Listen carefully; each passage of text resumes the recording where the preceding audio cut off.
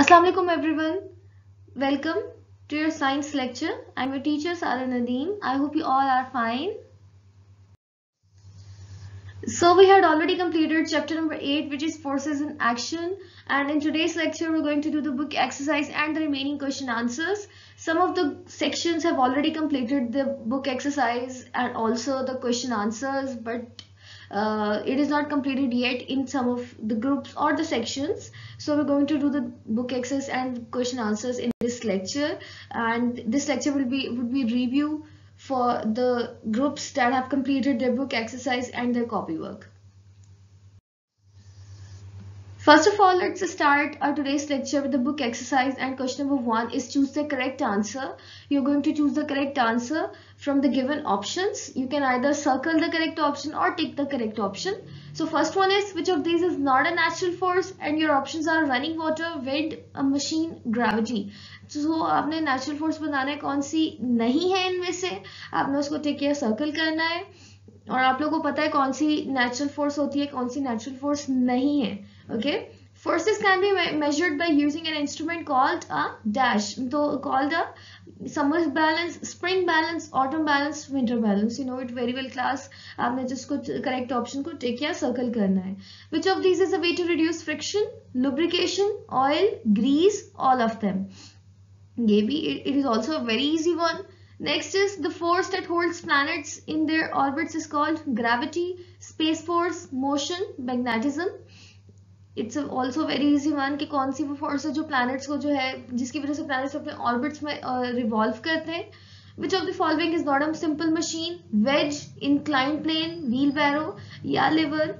कि कुछ simple machines होती हैं, कुछ उनकी एग्जांपल्स होती हैं. So wedge is a simple machine, inclined plane is a simple machine, and lever is also simple machine, but wheelbarrow is an example of the lever. I think is a kind of lever. So wheelbarrow जो है simple machine नहीं है, ये एक example है आगे wheel बैरो, और ये कंपाउंड मशीन में आ जाती है wheelbarrow. Okay, the next question is match the definition in column A with the correct term in column B. You have to draw the line and match the correct option term in column B with the definition in column A.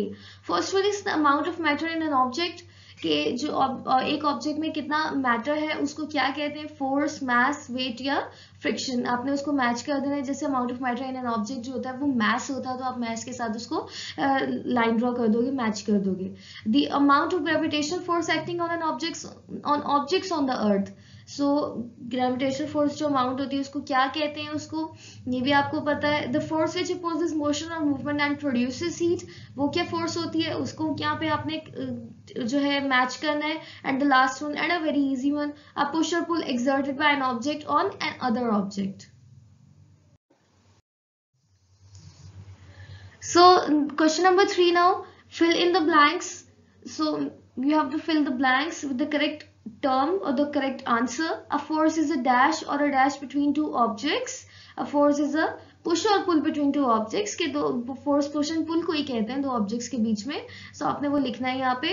Very these all of these blanks are very easy one. Next one is the instrument used to measure force is called a dash. यहाँ पे आपने बताना उस instrument को क्या कहते हैं force को मेजर करने के लिए जो यूज होता है. Next one is the unit of force is the dash. Unit of force क्या होता है? न्यूटन्स होता है ना, तो आप यहाँ पे न्यूटन्स पे लिख सकते हो पूरा आंसर, एंड एन भी नहीं, न्यूटन से लिखो प्रॉपर पूरा आंसर यहाँ पे, वो भी बेटर है. Next one is the force which stops और slows down a moving object is called dash. उसका नेम बताना है उस फोर्स का. Next one, all matter on our planet exerts an invisible force of attraction on other matter which is called dash. उसको क्या कहते हैं जो फोर्स ऑफ अट्रैक्शन होती है हर चीज प्लैनेट्स पे भी. So also the blanks from 6 to 10 which is on the next page. Gravity always attracts things towards each other but it never dash them. कि gravity हमेशा attract करती है, क्या नहीं करती कभी भी, repel नहीं करती. Okay, so next the measure of the amount of matter in an object is called dash. जो एक चीज में कितना अमाउंट ऑफ मैटर है ऊपर कॉलम में भी आया था, बिल्कुल आपने वही आंसर लिखना है उसी तरह से. Next, weight is the amount of dash exerted by the earth on objects on its surface. यहाँ पे वो बताने क्या होता है अमाउंट ऑफ डैश की, अमाउंट किस चीज की. आपको पता है इसका बहुत अच्छे से इसकी डेफिनेशन से आप लोग हेल्प ले सकते हो. Dash was the scientist who discovered the force of gravity. You just have to write the full name of the scientist who discovered the force of gravity. Next, and the last one, for friction creates dash, which becomes a problem in machines. Ke friction, it is very easy one ke friction produces heat, that becomes problem in so many machines, और that is जिसकी वजह से basically machines जो होती हैं खराब भी हो जाती हैं अक्सर. उस heat की production अगर ज़्यादा हो जाए, heat ज़्यादा produce हो जाए, तो machines के parts जो होते हैं वो खराब हो जाते हैं. Okay, now the next question is tick or cross. Mark the sentences with tick or cross. जो correct statements उनको tick करना है, जो wrong है उनको आपने cross करना है. Frictional force stops or slows down moving objects. क्या फ्रिक्शन फोर्स ये करती है कि नहीं करती, आपने टिक या क्रॉस करके बताना है. The unit of force is the kilogram, कि फोर्स का यूनिट किलोग्राम होता है, उसको टिक या क्रॉस करना है आपने. Next is the unit of weight is called the newton, क्या वेट का यूनिट न्यूटन होता है. Next, mass is the distance of an object from the earth, के मास जो अर्थ का एक किसी भी ऑब्जेक्ट से डिस्टेंस उसको कहते हैं, तो आपने यहाँ पे वो बताना है. रफ सर्फेसिस इंक्रीज फ्रिक्शन, क्या रफ सर्फेसिस पर फ्रिक्शन ज्यादा हो जाती है, तो यहाँ पे आपने टिक या क्रॉस करके बताना है. And the last one, an astronaut's body mass on the moon will remain the same as on earth, क्या बॉडी मास जो होता है वो सेम रहेगा किसी भी एस्ट्रोनॉट की बॉडी का या किसी भी पर्सन का मून पे या अर्थ पे, जो बॉडी मास है वो सेम रहेगा. तो आपको बताना है कि वो क्या, हमने डिफरेंस पढ़ा था ना, आपको लेक्चर में याद होगा कि एक चीज होती है जो सेम रहती है, बॉडी मास या wait. Now the question number 5 of the exercise is answer these questions. So आपका जो हमारा नेक्स्ट क्वेश्चन है वो आंसर दीज क्वेश्चंस है, जो कि हम कॉपी पे करते होते हैं. Question number 1 is compare weight and mass with the help of a table of comparison. ये ऑलमोस्ट सारे जो ग्रुप सेक्शंस है और हर ग्रुप ने ये अपने अपनी कॉपीज पे कर लिया है, कंपैरिजन टेबल बना चुके हैं. उसके बाद question number 2, define the following with examples the force and gravity. तो फोर्स और ग्रेविटी को जो एग्जांपल्स के साथ डिफाइन करना था, ये भी जो है ऑलमोस्ट ये सारे ग्रुप जो है कर चुके हैं. उसके बाद क्वेश्चन नंबर 3 हमने बुक पे ही करना था. Which of these involve forces in which do not, तो ये भी हमने बुक पे टिक और क्रॉस जो थे मार्क करने थे वो कर लिए थे कि किस किस जगह उसमें टास्क को परफॉर्म करने में फोर्स लगती है और किस में नहीं लगती.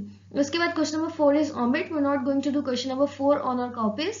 And then question number 5, 6 and both parts of question number 7.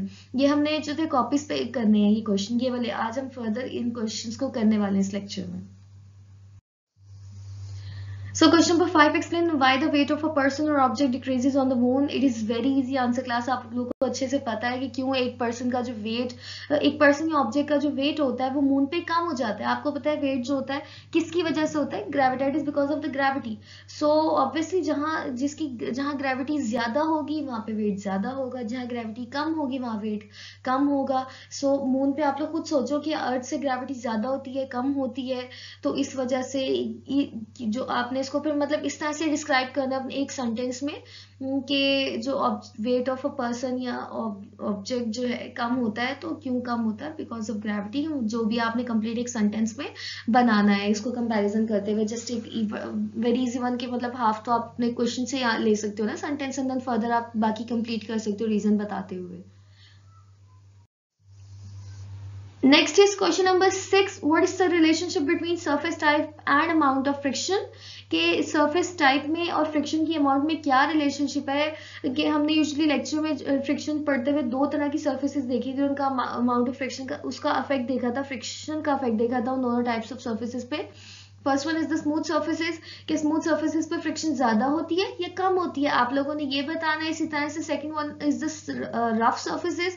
Rough surfaces पे क्या होता है, फ्रिक्शन की अमाउंट ज्यादा हो जाती है कि कम हो जाती है. आपने बिल्कुल इस तरह से यही चीज को बताना है. और एक वेरी इजी आंसर मतलब एक सेंटेंस बनेगा, एक आपने उस तरह से उसको एक सेंटेंस में इन दोनों सर्फेसेस का कंपैरिजन करते हुए डिस्क्राइब कर देना है कि अमाउंट ऑफ फ्रिक्शन ज्यादा होगी या कम होगी, किधर ज्यादा होगी और किधर कम होगी. Question number 7, A part, state any two situations where friction can be helpful. So basically you have to tell any two situations. You have to write about any two situations where friction can be an advantage. You have to write about any two advantages of friction. कोई भी दो advantages आप बता सकते हो friction के। हमने बहुत सारे एडवांटेजेस पढ़े हैं, बहुत ज़्यादा एडवांटेजेस हैं फ्रिक्शन के जो हम पढ़ चुके हैं। आप कोई भी दो बताओगे कि always start the question with the basic general statement like the two situations where friction can be helpful are the following and then number 1 and then number 2। Okay, आप कुछ भी बता सकते हो like friction help us to walk, कि friction की वजह से हम चल रहे हैं। आप इस तरह से कोई भी you can write any two advantages of friction. And finally, the last question number 7, part B, state any two situations where friction can be a problem. How can these problems be solved? So there are two parts of this question. First one is about the problems that are created because of friction. So you're going to tell about any two disadvantages of friction, and then we're going to tell about the second part of the question. तो first में आप वैसे general statement के साथ start करोगे जैसे हमने previous में स्टार्ट किया था। Any two situations where friction can be a problem are the following and then number 1 and then number 2। कि क्या होता है कि इसकी क्या प्रॉब्लम्स हो जाती हैं कि लाइक हमने बहुत सारी सिचुएशंस पढ़ी थी कि अगर हीट ज़्यादा प्रोड्यूस हो जाए तो फायर कॉज हो सकती है।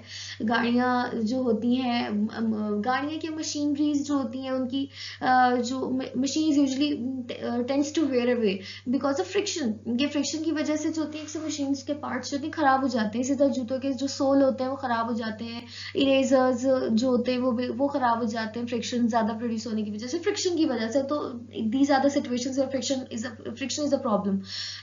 आपने ये एनी टू कोई भी दो सिचुएशंस के बारे में बताना है, नंबर 1 नंबर 2 नंबरिंग देके, and then how can these problems be solved.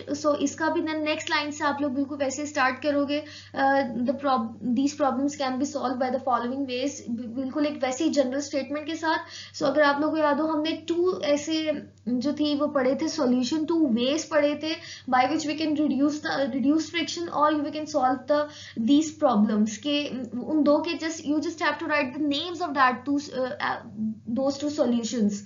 Number 1 and then number 2 आप नंबरिंग देके इस तरह से उन दोनों सॉल्यूशंस के नेम्स लिख दोगे। Class, we have completed the book exercise and also the copy work. आप लोगों ने अच्छे से काम करना है, टाइम पे काम करें और आई होप आप लोगों को समझ आएगी। That's all for now, take care of yourselves, अल्लाह हाफिज़।